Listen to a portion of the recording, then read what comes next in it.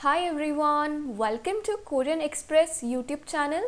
In this video, we are going to learn 10 Korean loan words. So, let's start.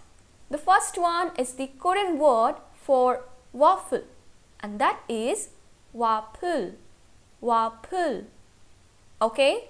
Next comes the Korean word for gorilla, and that is gorilla. Gorilla.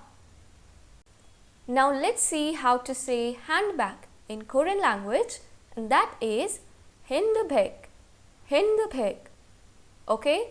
Next comes the Korean translation of the word curtain, and that is curtain.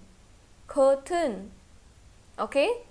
Next comes the Korean word for hamster, and that is hamster. Hamster. Alright, now let's see the Korean translation of the word jazz, and that is jeju. Jeju. Okay? Next comes the Korean translation of the word pie, and that is pie. Pie.